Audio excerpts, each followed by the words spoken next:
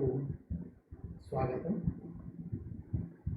అవాయు శ్వాసక్రియ మరియు శ్వాసక్రియ కోశంట్ పైన వీడియో క్లాస్కు స్వాగతం.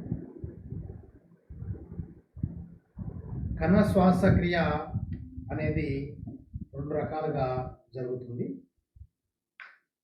ఒకటి వాయుసహిత శ్వాసక్రియ, రెండవది అవాయు శ్వాసక్రియ. వాయుసహిత శ్వాసక్రియ అనేది ఆక్సిజన్ సమక్షంలో జరుగుతుంది.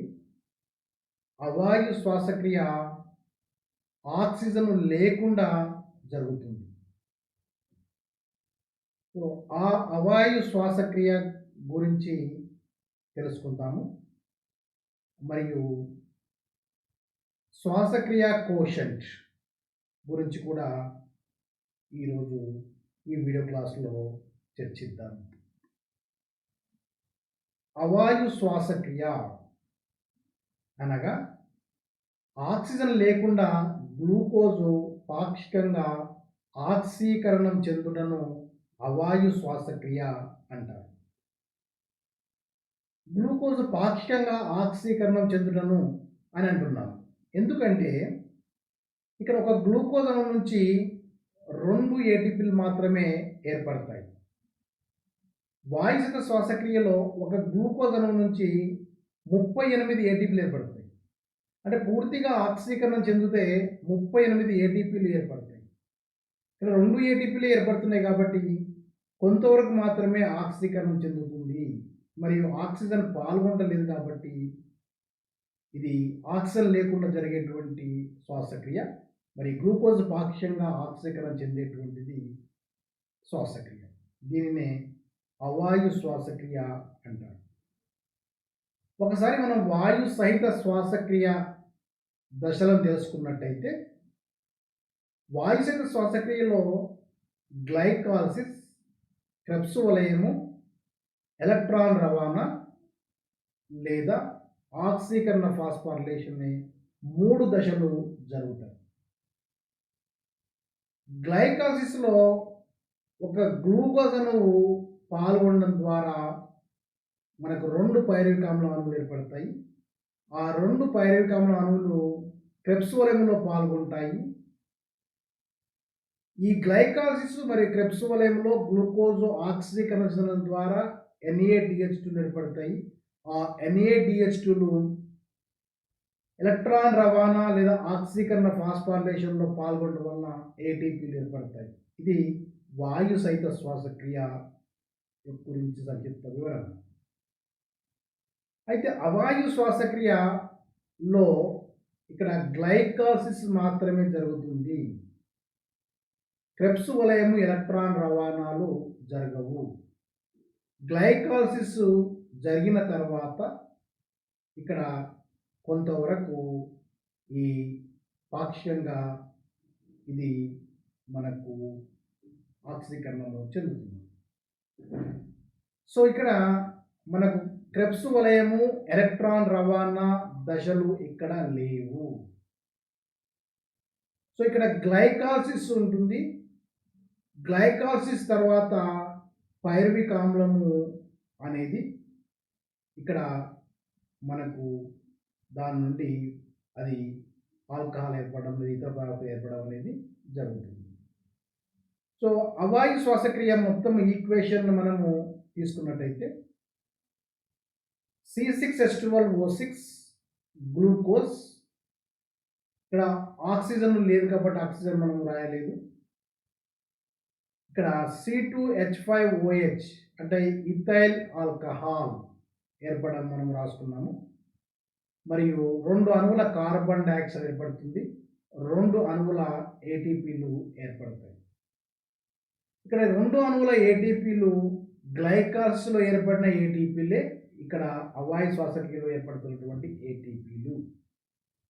ఎందుకంటే ఇక్కడ ప్రత్యేకంగా ఇక్కడ ఎలక్ట్రాన్ రవాణా లేదు కాబట్టి ఆ ఎలక్ట్రాన్ రవాణా లేదా ఆక్సీకరణ ఫాస్ఫారిలేషన్లోని వాయుసహిత శ్వాసక్రియలో అధిక మొత్తంలో ATPలు ఏర్పడతాయి. ఇక్కడ ఆ దశ లేదు కాబట్టి గ్లైకాలసిస్లో ఏర్పడిన 2 ATPలే అవాయు శ్వాసక్రియ యొక్క ఉత్పన్నంగా చెప్పుకుంటాము. సో ఇప్పుడు మనం అవాయు శ్వాసక్రియను వివరంగా చెప్పుకున్నట్టయితే ఇది గ్లైకాలిసిస్. గ్లైకాలిసిస్‌లో ఒక గ్లూకోజ్ అణువు గ్లైకాలిసిస్ వలయం మొత్తాన్ని మనము ఒక ఈక్వేషన్ రూపంలో మనం చెప్తున్నాము.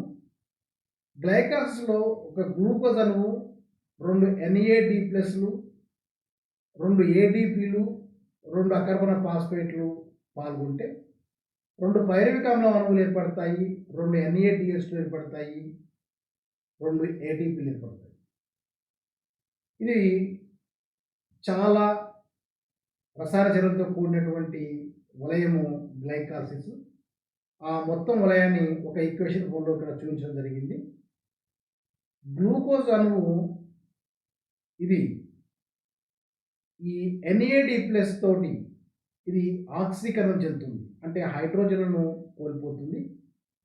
కోల్పోవడం వలన ఇక్కడ 2 అణువులు పాల్గొంటున్నాయి. పాల్గొనడం వలన 2 అణువుల NADH2 ఏర్పడుతుంది. ఇక ఈ వలయం జరిగే సమయంలో మనకు ఇక్కడ 2 అణువుల ADPలు 2 అణువుల అకర్బన ఫాస్ఫేట్‌తో కలుస్తుంది. కలిసి ఈ కలవడం వలన ADP అంటే అడినోసిన్ డైఫాస్ఫేట్. ఇది అకర్బన ఫాస్ఫేట్‌తో కలుస్తుంది. ఇందులో 2 ఫాస్ఫేట్లు ఉన్నాయి. ఇక ఇంకో ఫాస్ఫేట్ వచ్చి చేరడం వల్ల ఇది ATPగా ఏర్పడుతుంది. ఈ మొత్తం 2 అణువులు పాల్గొంటాయి కాబట్టి 2 అణువుల ATPలు ఏర్పడుతున్నాయి. ఇక్కడ ఏర్పడిన NADH2 ఇది తర్వాత పైరువిక్ ఆమ్లంతో జరిగే చర్యల్లో పాల్గొంటుంది. అయితే వాయు సహిత శ్వాసక్రియలో అయితే NADH2 ఎలక్ట్రాన్ రవాణా లేదా ఆక్సీకరణ ఫాస్ఫారిలేషన్లో పాల్గొంటుంది. కానీ ఇక్కడ ఏర్పడిన ఈ NADH2 తర్వాత పైరువిక్ ఆమ్లం పాల్గొనేటువంటి చర్యల్లో పాల్గొంటుంది. సో ఇప్పుడు ఇక్కడ ఏర్పడిన 2 పైరువిక్ ఆమ్లం అణువులు ఇవి చర్యల్లో పాల్గొన్నప్పుడు ఇది కార్బన్ డైఆక్సైడ్ అణువును పోగొట్టుకోవడం ద్వారా 2 అణువుల ఎసిటాల్డిహైడ్ ఏర్పడుతుంది. సో ఇది చర్య డీకార్బాక్సిలేషన్ అంటే కార్బన్ డైఆక్సైడ్ తొలగించబడే చర్య కాబట్టి డీకార్బాక్సిలేజ్ ఎంజైమ్. సో చర్యకు మనం ఏజ్ కలపడం ద్వారా ఎంజైమ్ పేరు నిర్ణయిస్తాము. డీకార్బాక్సిలేషన్ చర్య కాబట్టి ఇది డీకార్బాక్సిలేషన్ ప్లస్ ఏజ్ ద్వారా డీకార్బాక్సిలేజ్ ఎంజైమ్. అదర్శ పదార్థం పైరువిక్ ఆమ్లం కాబట్టి పైరువిక్ డీకార్బాక్సిలేజ్ అనే ఎంజైమ్ పాల్గొంటుంది. ఇక్కడ ఏర్పడిన 2 అసిటాల్డిహైడ్ అణువులు ఈ 2 అసిటాల్డిహైడ్ అణువులను తో 2 అణువుల NADH2 చర్యలో పాల్గొంటుంది. అంటే పాల్గొని 2 అణువుల ఇథైల్ ఆల్కహాల్ ప్లస్ 2 అణువుల NAD+ ఏర్పడుతుంది. సో ఇక్కడ అసిటాల్డిహైడ్ NADH2 నుంచి హైడ్రోజన్ తీసుకుంటుంది. అంటే క్షయకరణం చెందుతుంది. క్షయకరణ చెందడం వలన ఈ అసిటాల్డిహైడ్ ఇథైల్ ఆల్కహాల్గా మారుతుంది. NADH2 హైడ్రోజన్ కోల్పోవడం ద్వారా ఇది NAD+గా మారుతుంది. ఇక ఇది చర్య ఇక్కడ హైడ్రోజనేషన్ చర్య. ఎంజైమ్ల నామీకరణంలో హైడ్రోజనేషన్ చర్యతో ఎంజైమ్ పేర్లు పెట్టలేదు. అది డీహైడ్రోజనేషన్ చర్యతోనే ఎంజైమ్ల పేరు పెట్టారు. డీహైడ్రోజనేషన్తో ఎంజైమ్ పేరు పెట్టినప్పుడు అది హైడ్రోజనేషన్ చర్యలో కూడా దాన్ని ఉపయోగిస్తారు. హైడ్రోజనేషన్ చర్య జరిగింది అంటే రెండో వైపు డీహైడ్రోజనేషన్ జరిగినట్టు. సో డీహైడ్రోజనేషన్ పేరుతోనే ఎంజైమ్ల నామీకరణం చేస్తారు. దానినే హైడ్రోజనేషన్ చర్య కూడా ఉపయోగిస్తారు. ఎందుకంటే ఎంజైమ్ల మనం థర్మోలో సూత్రం చెప్పుకున్నట్టయితే ద్వివిధ చర్యలలో పురోగామి చర్యలో పాల్గొనే ఎంజైమే తిరోగామి చర్యలో కూడా పాల్గొంటుంది. కాబట్టి ఇక్కడ డీహైడ్రోజనేషన్తో పేరు పెట్టినటువంటి ఎంజైము మనకు హైడ్రోజనేషన్లో కూడా మనకు పాల్గొంటుంది. సో డీహైడ్రోజనేషన్తో ఎంజైమ్ పేరు పెట్టాలంటే మనము ఈ చర్యను మనం తిరిగి రాసుకున్నట్టయితే ethyl alcohol plus NAD plus gives rise to acetaldehyde plus NaDH2. అప్పుడు మనం చూసినట్టయితే ఇథైల్ ఆల్కహాల్ ఇది హైడ్రోజన్ కోల్పోతుంది, అంటే NAD ప్లస్ తీసుకుంటుంది. తీసుకున్నప్పుడు NAD ప్లస్ NaDH2గా మారుతుంది. ఎప్పుడైతే ఈ ఇథైల్ ఆల్కహాల్ హైడ్రోజన్ కోల్పోతుందో అది అసిటాల్డిహైడ్గా మారుతుంది. సో ఈ చర్యను తీసుకున్నట్టయితే ఇది హైడ్రోజన్ కోల్పోయే చర్య కాబట్టి హైడ్రోజన్ కోల్పోయే చర్య డీహైడ్రోజనేషన్. సో హైడ్రోజనేషన్ అంటే హైడ్రోజన్ కలిసే చర్య. సో ఆ చర్యకి మనం డీప్ అక్షరాన్ని మనం వాడినట్టయితే అది తొలగించబడడం అనే అర్థాన్ని సూచిస్తుంది. సో డీహైడ్రోజనేషన్ అంటే హైడ్రోజన్ తొలగించబడము, డీకార్బాక్సిలేషన్ అంటే కార్బన్ డైఆక్సైడ్ తొలగించబడము, డీఫాస్ఫారిలేషన్ అంటే ఫాస్ఫేట్ తొలగించబడము. సో ఇక్కడ ఇది డీహైడ్రోజనేషన్ చర్య, ఎంజైమ్ డీహైడ్రోజనేజ్. అప్పుడు ఇక్కడ అదర్శ పదార్థము ఆల్కహాల్, ఇథైల్ ఆల్కహాల్. సో అప్పుడు ఎంజైమ్ పేరు ఆల్కహాల్ డీహైడ్రోజనేజ్ అని పేరు పెడతాము. ఇదే ఎంజైము ఇప్పుడు ఇవి క్రియాజనకాలుగా పాల్గొన్నప్పుడు ఇదే ఎంజైమ్ వాడతారు. ఇది క్రియాజనకాలుగా ఉన్నప్పుడు ఎంజైమ్ పేరును మనం నిర్ణయిస్తాము. ఇవి క్రియాజనకాలుగా పాల్గొన్నప్పుడు కూడా అదే ఎంజైము పాల్గొంటుంది. సో ఈ విధంగా అవాయు శ్వాసక్రియ జరుగుతుంది. అవాయు శ్వాసక్రియ భూగర్భంగా ఉన్నటువంటి మొక్క భాగములలో జరుగుతుంది. వేరులో, భూగర్భంగా ఉన్నటువంటి దుంపలలో, భూగర్భ కాండంలో ఇది అవాయు శ్వాసక్రియ జరుగుతుంది.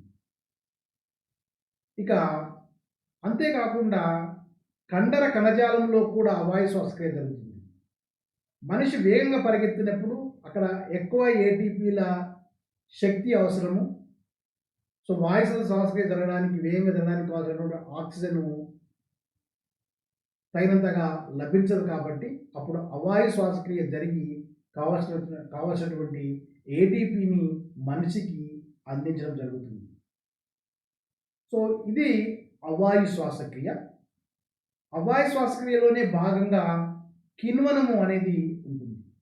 కిణ్వనము అంటే పులియుట. పులియుటను మనము శాస్త్రీయంగా కిణ్వనము అంటారు. కిణ్వనము అంటే ఇది అవాయు శ్వాసక్రియనే, కానీ ఇది సూక్ష్మజీవుల సమక్షంలో జరుగుతుంది. సూక్ష్మజీవులు అవాయు శ్వాసక్రియలో పాల్గొంటే అప్పుడు దాన్ని కిణ్వనము అంటారు. సో అవాయు శ్వాసక్రియ అన్న కిణ్వనం అన్న ఒకటే, కాకపోతే కిణ్వనం జరిపేది సూక్ష్మజీవులు. సో సూక్ష్మజీవులు అవాయు శ్వాసక్రియను జరిపితే అప్పుడు దాన్ని కిణ్వనము అంటారు. అలా కాకుండా సూక్ష్మజీవులు కాకుండా ఇతర జీవులలో, మొక్క భాగాలలో జరిగినట్లయితే దాన్ని అవాయు శ్వాసక్రియ అంటారు. సో మనం ఇప్పుడు ఈ కిణ్వనం గురించి వివరంగా తెలుసుకుందాము. సో కిణ్వనంలో సూక్ష్మజీవులు పాల్గొంటాయి. సో పాల్గొన్న సూక్ష్మజీవిని బట్టి ఏర్పడేటువంటి ఉత్పన్నము మారుతుంది. సో ఏ ఉత్పన్నము ఏర్పడుతుంది అనే దాన్ని బట్టి కిణ్వనంలో రకాలు చేశారు. ఆల్కహాల్ కిణ్వనము అంటే ఇక్కడ ఆల్కహాల్ ఏర్పడుతుంది.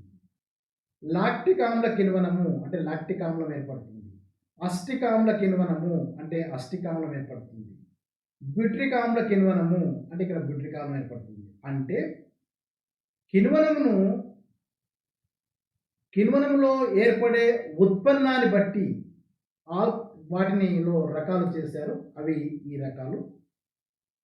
సో ఒక్కో దాని గురించి మనము తెలుసుకుందాము. ఆల్కహాల్ కిణ్వనములో ఇక్కడ మనం ఇంతకుముందు ఇది కూడా అవాయు శ్వాసక్రియనే. సో ఇక్కడ ఆల్కహాల్ కిణ్వనం అనేది ఈస్ట్ జరుగుతుంది. ఈస్ట్ ఇప్పుడు గ్లూకోజు NAD+తో ADP IPతో కలిసి పైరువిక్ ఆమ్లం ఏర్పడుతుంది, NADH ఏర్పడుతుంది, 2 ATP ఏర్పడుతుంది. ఇది గ్లైకాలసిస్ మొత్తం వలయాన్ని ఒక చర్య రూపంలో ఇక్కడ సూచించడం జరిగింది. ఇప్పుడు ఏర్పడినటువంటి పైరువిక్ ఆమ్ల అణువులు పైరువిక్ డీకార్బాక్సిలేజ్ ఎంజైమ్ సమక్షంలో అసిటాల్డిహైడ్గా మారుతుంది మరియు కార్బన్ డైఆక్సైడ్ ఏర్పడుతుంది. ఈ అసిటాల్డిహైడ్ NADH2 తోటి సేకరణం చెంది ఇథైల్ ఆల్కహాల్ మరియు NAD+గా మారుతుంది. ఇక్కడ ఎంజైమ్ ఆల్కహాల్ డిహైడ్రోజినేజ్. సో ఇది ఆల్కహాల్ అంటే పులియడంలో మనకు ఆల్కహాల్ ఏర్పడుతుంది. మనకు దోశ, ఇడ్లీ కోసము పిండిని పులియబెట్టినప్పుడు అక్కడ కొంత మొత్తంలో ఆల్కహాల్ ఏర్పడుతుంది, మరియు కార్బన్ డైఆక్సైడ్ కూడా ఏర్పడుతుంది. అందుకోసమే దోశ, ఇడ్లీ పిండిని మనం వేడి పెనంపై వేసినప్పుడు అక్కడ లోపల ఉన్నటువంటి కార్బన్ డైఆక్సైడ్ బయటికి వచ్చేస్తుంది. కార్బన్ డైఆక్సైడ్ ఎలా బయటకు వస్తుంటే ఆ విధంగా దోశ పైన కానీ ఇడ్లీ పైన కానీ మనకు రంధ్రాలు మనకు కనబడుతుంది. అది పోరస్గా మనకు ఉంటుంది. ఇక అందులో స్వల్ప మొత్తంలో ఆల్కహాల్ ఉంటుంది. అందుకోసం బాగా పులియబెట్టినటువంటి పిండితోటి ఇడ్లీలు కానీ దోశలు కానీ తిన్నప్పుడు కొంత మత్తుగా మనము భావిస్తాము. ఈ ఆల్కహాల్ కిణ్వనమును బట్టే మనకు బ్రెడ్ను తయారు చేస్తారు. మనకు వాణిజ్యపరంగా మార్కెట్లో దొరికేటువంటి బ్రెడ్ ఈ కిణ్వనం ప్రక్రియ ద్వారానే మనకు జరుగుతుంది, ఏర్పడుతుంది. ఇక లాక్టిక్ ఆమ్ల కిణ్వనము అంటే ఇక్కడ లాక్టిక్ ఆమ్లం ఏర్పడుతుంది. సో ఇక్కడ మనము గ్లైకాలసిస్ చెప్పుకోవట్లేదు. గ్లైకాలసిస్ గురించి మనం ఇక్కడ వివరించాము, ఇంతకుముందు కూడా మనం వివరించుకున్నాము. సో ఇక్కడ ఏర్పడినటువంటి 2 పైరువిక్ ఆమ్ల అణువులు ఇక్కడ 2 NADH2లతోటి చర్య జరిగి 2 అణువుల లాక్టిక్ ఆమ్ల అణువులు, 2 అణువుల NAD+లు ఏర్పడతాయి. సో ఇక్కడ పైరువిక్ ఆమ్లము హైడ్రోజన్ తీసుకొని సేకరణ చెంది లాక్టిక్ ఆమ్లంగా మారుతుంది మరియు NAD+ ఏర్పడుతుంది. సో ఇది చర్య హైడ్రోజనేషన్ చర్య. హైడ్రోజనేషన్ చర్యకు ఎంజైమ్ పేరు మనకు ఉండదు. హైడ్రోజనేషన్ చర్య జరిగినప్పుడు ఇక్కడ డీహైడ్రోజనేషన్ చర్య కూడా జరుగుతుంది కాబట్టి డీహైడ్రోజనేషన్ చర్యను ఆధారంగా చేసుకొని ఎంజైమ్ పేరు పెడతారు. ఇక్కడ ఎంజైమ్ల ద్వారా జరిగేటువంటి అన్ని చర్యలు కూడా వివిధ చర్యలే కాబట్టి హైడ్రోజనేషన్ చర్య ఒకవైపు ఉందంటే ఇంకోవైపు డీహైడ్రోజనేషన్ చర్య ఉంటుంది. సో ఇక్కడ మనం ఈ చర్యను చూసినట్టయితే లాక్టిక్ ఆమ్లము plus NAD+ gives rise to pyruvic ఆమ్లము ప్లస్ NADH2. అప్పుడు లాక్టిక్ ఆమ్లము హైడ్రోజన్ కోల్పోవడం ద్వారా ఈ NAD+ NADH2గా మారుతుంది. లాక్టిక్ ఆమ్లము ఇది పైరువిక్ ఆమ్లంగా మారుతుంది. సో ఇక్కడ లాక్టిక్ ఆమ్లం హైడ్రోజన్ కోల్పోతుంది కాబట్టి ఇది ఎంజైమ్ లాక్టిక్ డిహైడ్రోజనేజ్ ఎంజైమ్. ఇప్పుడు ఇవి క్రియాజనకాలుగా పాల్గొన్నప్పుడు కూడా ఇదే ఎంజైమ్ ఉపయోగిస్తారు. ఇవి క్రియాజనకాలుగా పాల్గొన్నప్పుడు మనం ఎంజైమ్ పేరు పెట్టాము. ఇప్పుడు ఇవి క్రియాజనకాలుగా పాల్గొన్నప్పుడు కూడా ఇదే ఎంజైమ్ ఉపయోగిస్తారు. ఎందుకంటే పురోగామి చర్యలో పాల్గొనే ఎంజైమే తిరోగామి చర్యలో పాల్గొంటుంది. ఇక అసిటిక్ ఆమ్ల కిణ్వనము అంటే ఇక్కడ ఇంకొక విషయము, లాక్టిక్ ఆమ్లము అంటే ఇక్కడ మనం పాలు పెరుగుగా మార్చే ప్రక్రియలో ఏర్పడేదే లాక్టిక్ ఆమ్లము. లాక్టోబాసిల్లస్ అనే బ్యాక్టీరియం ద్వారా జరుగుతుంది. ఆల్కహాల్ కిణ్వనము ఈస్ట్ ద్వారా జరుగుతుంది. లాక్టిక్ ఆమ్ల కిణ్వనము లాక్టోబాసిల్లస్ ద్వారా జరుగుతుంది. లాక్టిక్ ఆమ్లం ఏర్పడము అంటే ఇక్కడ పాలు పెరుగుగా మారేటువంటి ప్రక్రియ. ఇక అసిటిక్ ఆమ్ల కిణ్వనము ఇది అసిటోబాక్టర్ అసిటై అనే సూక్ష్మజీవి ద్వారా జరుగుతుంది. ఇక్కడ ఈ పైరువిక్ ఆమ్లము ఇది అసిటాల్డిహైడ్గా మారుతుంది. ఇంతకుముందు మనం చెప్పుకున్నట్టుగా అసిటాల్డిహైడ్గా మారుతుంది. ఈ అసిటాల్డిహైడ్ ఇది అసిటిక్ ఆమ్లంగా మారుతుంది. సో ఈ చర్యను ఆధారంగా చేసుకొని మనకు ఫ్యాక్టరీలలో వాణిజ్యపరంగా అధిక మొత్తంలో అసిటిక్ ఆమ్లంను తయారు చేస్తారు. ఇక బ్యూట్రిక్ ఆమ్ల కిణ్వనము బ్యాసిల్లస్ బ్యూట్రికస్ అనే బ్యాక్టీరియా ద్వారా జరుగుతుంది. ఇక్కడ పైరువిక్ ఆమ్లము అసిటాల్డిహైడ్గా మారుతుంది. తర్వాత ఇది బ్యూట్రిక్ ఆమ్లంగా మారుతుంది. ఈ విధానాన్ని ఆధారంగా చేసుకొని ఫ్యాక్టరీలో పెద్ద మొత్తంలో బ్యూట్రిక్ యాసిడ్ను తయారు చేస్తారు. సో ఈ విధంగా కిణ్వనం అనేది వాణిజ్యపరంగా చాలా ఉపయోగపడుతుంది. ఈ ఆల్కహాల్ కిణ్వనం ప్రక్రియ ద్వారానే వివిధ మత్తు పదార్థాలు బీరు, వైను, విస్కీ లాంటివి తయారు చేస్తున్నారు. సో లాక్టిక్ ఆమ్ల కిణ్వనం ద్వారా పెరుగు ఏర్పడుతుంది. అసిటిక్ ఆమ్ల కిణ్వనం ద్వారా అసిటిక్ ఆమ్లము, బ్యూట్రిక్ ఆమ్ల కిణ్వనం ద్వారా బ్యూట్రిక్ ఆమ్లము ఏర్పడుతుంది. వీటిని ఫ్యాక్టరీలో పెద్ద మొత్తంలో తయారు చేసి వాణిజ్యపరంగా వీటిని సేల్ చేస్తున్నారు. ఇవే కాకుండా ఇంకా చాలా రకాలైన పదార్థములు ఈ కిణ్వనం ప్రక్రియ ద్వారా ఏర్పడతాయి. శ్వాసక్రియ కోషంట్. శ్వాసక్రియ కోషంట్ శ్వాసక్రియ కోషంట్ అంటే మనకు శ్వాసక్రియలో మనకు కార్బన్ డైఆక్సైడ్ అణువులు విడుదలవుతాయి, ఆక్సిజన్ అణువులు ఉపయోగపడతాయి.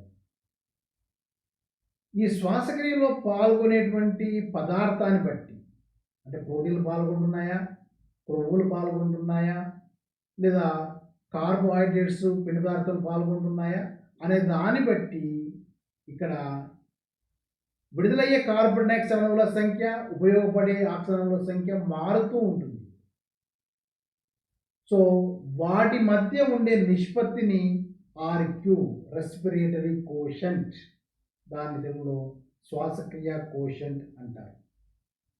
సో శ్వాసక్రియ కోషంట్ అంటే నిర్ణీత కాలంలో నిర్ణీత బరువు గల కణజాలంలో శ్వాసక్రియలో విడుదలయ్యే కార్బన్ డైఆక్సైడ్ అణువులకు ఉపయోగపడే ఆక్సిజన్ అణువులకు మధ్య గల నిష్పత్తిని శ్వాసక్రియ కోషంట్ అంటారు. అంటే ఈ శ్వాసక్రియ కోషంట్ను కొలవడం కోసము కొంత నిర్ణీతమైన ప్రమాణము గల కణజాలం తీసుకొని ఒక లిమిటెడ్ టైంలో మనకు అక్కడ ఎన్ని కార్బన్ డైఆక్సైడ్ అణువులు విడుదలయ్యాయి, ఎన్ని ఆక్సిజన్ అణువులు ఉపయోగించబడ్డాయి శ్వాసక్రియలో అని దాన్ని బట్టి రెస్పిరేటరీ కోషంట్, శ్వాసక్రియ కోషంట్ను నిర్ణయిస్తారు. ఈ శ్వాసక్రియ కోషంట్ను రెస్పిరోమీటర్ అనే పరికరంతో దీన్ని కొలుస్తారు. రెస్పిరోమీటర్ అనే ఒక పరికరము ఉంటుంది, దాంతో ఇది కొలుస్తారు. సో ఆర్క్యూ లేదా శ్వాసక్రియ కోషంట్ను మనకు సూత్రం మనము రాసినట్లయితే విడుదలయ్యే కార్బన్ డైఆక్సైడ్ అణువుల సంఖ్య బై ఉపయోగపడే ఆక్సిజన్ అణువుల సంఖ్య రాస్తాము. దీన్ని మనము నిష్పత్తి అంటాము. సో ఆర్క్యూ విలువ అదస్స పదార్థం పైన ఆధారపడుతుంది. అదస్స పదార్థము అంటే శ్వాసక్రియలో ఏ పదార్థం పాల్గొంటుంది అనే దాన్ని బట్టి, శ్వాసక్రియలో కార్బోహైడ్రేట్స్ పాల్గొంటున్నాయా, లేదా క్రొవ్వులు పాల్గొంటున్నాయా, లేదా ప్రోటీన్లు పాల్గొంటున్నాయా, కార్బన్ ఆమ్లం పాల్గొంటుందా. ఎందుకంటే పాల్గొనే పదార్థాన్ని బట్టి విడుదలయ్యే కార్బన్ డైఆక్సైడ్ అణువుల సంఖ్య మారుతుంది, ఉపయోగపడేటువంటి ఆక్సిజన్ అణువుల సంఖ్య మారుతుంది. సో దాన్ని బట్టి మనము ఈ ఆర్క్యూని బట్టి మనము శ్వాసక్రియలో ఏ అదస్స పదార్థం పాల్గొంటుందో మనం చెప్పవచ్చు. అంటే ఆ పదార్థం మనము చూడకపోయినా ఆ శ్వాసక్రియ యొక్క ఆర్క్యూ మన విలువ మనం కనుగొన్నట్టయితే ఏ పదార్థం పాల్గొందో మనము తెలుసుకోవచ్చు. సో ఆర్క్యూని బట్టి మనము అదస్స పదార్థాన్ని తెలుసుకోవచ్చు. ఈ ఆర్క్యూను అంటే శ్వాసక్రియ కోషంట్ను కునే అనే ఒక పరికరంతో, కునే నాళం అనే పరికరం ఉంటుంది, ఆ పరికరంతో దీన్ని కొలుస్తారు. సో ఇప్పుడు శ్వాసక్రియ కోషంట్ మనకు ఏం తెలిసిందంటే అదస్స పదార్థం బట్టి మారుతూ ఉంటుంది. సో వివిధ అదస్స పదార్థములలో శ్వాసక్రియ కోషంట్ ఏ విధంగా ఉంటుందో మనము తెలుసుకుందాము. ఇప్పుడు కార్బోహైడ్రేట్స్ అదస్త పదార్థంగా పాల్గొన్నట్టయితే ఏ విధంగా శ్వాసక్రియ కోషెంట్ ఉంటుంది? ఇంకొక విషయము, ఈ వివిధ పదార్థాలలో శ్వాసక్రియ కోషెంట్ విలువ తెలుసుకోవడానికి ముందు శ్వాసక్రియ కోషెంట్ను సాధారణంగా 1 ప్రమాణంగా తీసుకొని 1 ఉందా, 1 కంటే ఎక్కువ ఉందా, 1 కంటే తక్కువ ఉందా, లేదా 0 ఉందా అనేది దాన్ని ప్రామాణికంగా తీసుకుంటారు. అంటే దాని యాక్చువల్ వాల్యూ కాకుండా, అంటే 0.7, 0.75 ఆ విధంగా కాకుండా 1 కంటే ఎక్కువ ఉందా, 1 కంటే తక్కువ ఉందా, 1 ఉందా, 0 ఉందా అనేది దాన్ని బట్టి ఆ పదార్థాన్ని నిర్ణయిస్తారు. ఇప్పుడు గ్లూకోజ్ పాల్గొన్నప్పుడు, అంటే కార్బోహైడ్రేట్స్ పాల్గొన్నప్పుడు, పిండి పదార్థాలు పాల్గొన్నప్పుడు ఇది గ్లూకోజు. ఇక్కడ 6 అణువుల ఆక్సిజన్ పాల్గొంటుంది, 6 అణువుల కార్బన్ డైఆక్సైడ్ ఏర్పడుతుంది, 6 అణువుల నీరు ఏర్పడుతుంది. సో మనకు ఇంతకుముందు చెప్పుకున్నటువంటి సూత్రం ప్రకారం RQ ఈజ్ ఈక్వల్ టు విడుదలయ్యే కార్బన్ డైఆక్సైడ్ అణువుల సంఖ్య, ఉపయోగపడేటువంటి ఆక్సిజన్ అణువుల సంఖ్య. సో విడుదలయ్యే కార్బన్ డైఆక్సైడ్ అణువుల సంఖ్య 6, ఉపయోగపడిన ఆక్సిజన్ అణువుల సంఖ్య 6. So 6/6 is equal to 1. So దీన్ని బట్టి మనం ఏం చెప్పవచ్చు అంటే కార్బోహైడ్రేట్స్ పిండి పదార్థములు శ్వాసక్రియలో పాల్గొంటే ఎప్పుడు కూడా RQ విలువ 1. సో 1 RQ విలువ ఉన్నట్టయితే ఆ అదస్త పదార్థము కార్బోహైడ్రేట్స్. ఇక క్రొవ్వులు పాల్గొన్నప్పుడు ఇక్కడ C57H104O6 అనే మనము ఈ క్రొవ్వును తీసుకున్నాము. దీనికి ఆక్సిజన్లు, తర్వాత కార్బన్ డైఆక్సైడ్, తర్వాత నీరు. ఈ సమీకరణం మనం తెలియజేసినట్లయితే చేసినట్లయితే ఈ విధంగా వస్తుంది. 83 ఆక్సిజన్ అణువులు, 57 కార్బన్ డైఆక్సైడ్ అణువులు, ఇవి 52 H2O అణువులు ఏర్పడతాయి. So RQ is equal to విడుదలయ్యే కార్బన్ డైఆక్సైడ్ అణువులు బై ఉపయోగపడిన ఆక్సిజన్ అణువులు. సో విడుదలైన కార్బన్ డైఆక్సైడ్ అణువులు 57 బై ఉపయోగపడిన ఆక్సిజన్ అణువులు 83 ఈజ్ ఈక్వల్ టు 0.69. అంటే క్రొవ్వులు అదస్త పదార్థంగా పాల్గొన్నప్పుడు ఎప్పుడు కూడా ఆ వాల్యూ 1 కంటే తక్కువనే ఉంటుంది. ఇప్పుడు మనకి ఇక్కడ 0.69 ఉంది. ఇంకొక క్రొవ్వును తీసుకున్నట్టయితే 0.7 కావచ్చు, 0.71 కావచ్చు, ఈ విధంగా 0.8 కావచ్చు, 0.9 కావచ్చు. కానీ ఎప్పుడు కూడా అది 1 కంటే ఎక్కువ ఉండదు, 1 కంటే తక్కువ ఉంటుంది. సో 1 కంటే తక్కువ RQ విలువ ఉన్నట్టయితే అప్పుడు అది క్రొవ్వులుగా భావించవచ్చు. అదేవిధంగా ప్రోటీన్లలో కూడా అదస పదార్థంగా పాల్గొన్నప్పుడు RQ విలువ 1 కంటే తక్కువ ఉంటుంది. ప్రోటీన్లు కూడా అదస పదార్థంగా పాల్గొన్నప్పుడు విడుదలైనటువంటి కార్బన్ డైఆక్సైడ్ అణువుల సంఖ్య ఉపయోగపడిన ఆక్సిజన్ అణువుల సంఖ్య కంటే తక్కువ ఉంటుంది. సో తక్కువ బై ఎక్కువ ఉన్నప్పుడు అది 1 కంటే తక్కువ వాల్యూని వస్తుంది. సో ప్రోటీన్లు అదస పదార్థంగా పాల్గొన్నప్పుడు 1 కంటే తక్కువగా ఉంటుంది. ఇక కర్బన ఆమ్లాలు పాల్గొన్నప్పుడు C4H6O5 ఇది మాలిక ఆమ్లము. మాలిక ఆమ్లం పాల్గొన్నప్పుడు ఇది +O2 +CO2 +H2O మనం రిలీజ్ చేసినట్లయితే 3O2 +4CO2 3H2O వస్తుంది. So RQ is equal to విడుదలయ్యే కార్బన్ డైఆక్సైడ్ అణువుల సంఖ్య బై ఉపయోగపడిన ఆక్సిజన్ అణువుల సంఖ్య. సో విడుదలైనటువంటి కార్బన్ డైఆక్సైడ్ అణువుల సంఖ్య 4, ఉపయోగపడినవి 3. So by 3 is equal to 1.3. అంటే 1 కంటే ఎక్కువ ఉంటుంది. అంటే 1 కంటే 1.3 కావచ్చు, 1.2 కావచ్చు, ఎంతనే కావచ్చు. But it is always above 1. కాబట్టి కర్బన ఆమ్లములు అదస్త పదార్థంగా పాల్గొన్నప్పుడు విడుదలయ్యే కార్బన్ డైఆక్సైడ్ అణువుల సంఖ్య ఉపయోగపడిన ఆక్సిజన్ అణువుల సంఖ్య కంటే ఎక్కువ ఉంటుంది. పై వాల్యూ ఎక్కువ ఉంటుంది, కింది వాల్యూ తక్కువ ఉంటుంది. కాబట్టి తప్పకుండా అది 1 కంటే ఎక్కువగానే మనకు జవాబు వస్తుంది.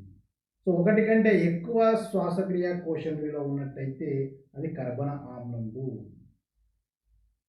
ఇక అవాయు శ్వాసక్రియ ఈక్వేషన్ తీసుకున్నట్టయితే ఇక్కడ మనకు గ్లూకోజు అవాయు శ్వాసక్రియలో ఆక్సిజన్ పాల్గొనదు కాబట్టి ఇక్కడ ఆక్సిజన్ రాసుకోలేదు. ఇథైల్ ఆల్కహాల్ మరియు కార్బన్ డైఆక్సైడ్.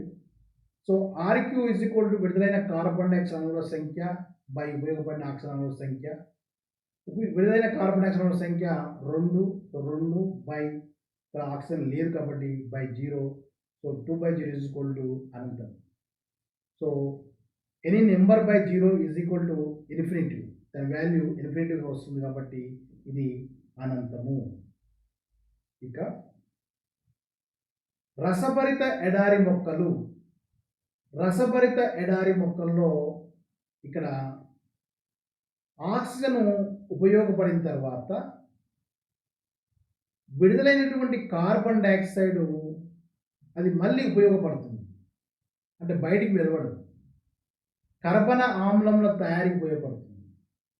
ఇక ఇది గ్లూకోజు C6H12O6 ఆక్సిజన్తో తెలిసినప్పుడు C4H6O5 మళ్ళీ కర్బన ఆమ్లము మాలికామ్లము ఏర్పడింది. సో ఇక్కడ రసభరిత ఎడారి మొక్కలలో కార్బన్ డైఆక్సైడ్ బయటికి వెలువడదు, అది మళ్ళీ అక్కడనే మొక్కల్లో కర్బన ఆమ్లముల తయారీకి ఉపయోగపడుతుంది. సో ఇక్కడ కార్బన్ డైఆక్సైడ్ అణువుల సంఖ్య 0, ఆక్సిజన్ అణువులు 3. సో విడుదలైన కార్బన్ డైఆక్సైడ్ అణువుల సంఖ్య ఈజ్ ఈక్వల్ టు 0 బై 3 ఉపయోగపడిన ఆక్సిజన్ అణువుల సంఖ్య 3. So 0/3 is equal to 0. So ఇక్కడ అన్ని రసభరిత ఎడారి మొక్కలలో CO2 వాల్యూ 0 కాబట్టి 0/something is equal to 0. So రసభరిత ఎడారి మొక్కలలో 0 ఉంటుంది. సో శ్వాసక్రియ కోషంట్ విలువ యొక్క ప్రాధాన్యత ఏంటంటే దాంతో మనము ఏ అదస్త పదార్థము ఇక్కడ పాల్గొంటుంది, శ్వాసక్రియలో ఏ అదస్త పదార్థం పాల్గొంటుంది అనే విషయాన్ని మనము చెప్పుకోవచ్చు. ఒకసారి మనం సమీక్షించుకున్నట్టయితే ఇక్కడ గ్లైకాలసిస్లో మనకు 2 ATPలు మాత్రమే ఏర్పడతాయి, అక్కడ 2 ATPలు మాత్రమే ఏర్పడతాయి. ఇక అవాయు శ్వాసక్రియ సూక్ష్మజీవుల సమక్షంలో జరిగినట్టయితే దానిని కిణ్వనం అంటాము.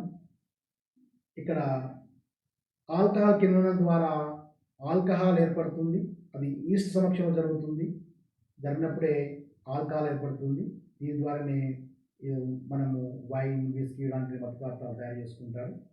ఇక పాలు పెరుగుగా మారేటువంటి ప్రక్రియ అది లాక్టిక్ ఆమ్ల కిణ్వనము. లాక్టిక్ ఆమ్లము లాక్టోబాసిల్లస్ ద్వారా జరుగుతుంది. సో పాలు పెరుగుగా మార్చే ప్రక్రియ లాక్టోబాసిల్లస్ జరుగుతుంది. ఇక ఇతర ఆమ్లాలు కూడా తయారవడం మనం చూసాము. ఇక శ్వాసక్రియ కోషంట్ విలువను చూసినట్టయితే మనకు శ్వాసక్రియ కోషంట్ విలువ 1 ఉన్నట్టయితే అది పిండి పదార్థములు, 1 కంటే తక్కువ ఉన్నట్టయితే అది క్రొవ్వులు కానీ ప్రోటీన్లు కానీ అవుతాయి. 1 కంటే ఎక్కువ ఉంటే కర్బన ఆమ్లములు అవుతాయి. తర్వాత ఆర్క్యూ విలువ ఎప్పుడైతే అనంతం అవుతుందో అప్పుడు అది అవాయు శ్వాసక్రియ అవుతుంది. ఆర్క్యూ విలువ ఎప్పుడైతే 0 అవుతుందో అది రసభరిత ఎడారి మొక్కలు అవుతాయి. సో ఈ క్లాస్లో మనము అవాయు శ్వాసక్రియ, కిణ్వనము, శ్వాసక్రియ కోషంట్ గురించి మనము చర్చించాము. సో మీ అందరికీ దీనిపైన సంపూర్ణ అవగాహన కలిగిందని నేను భావిస్తున్నాను. So thank you, best of luck.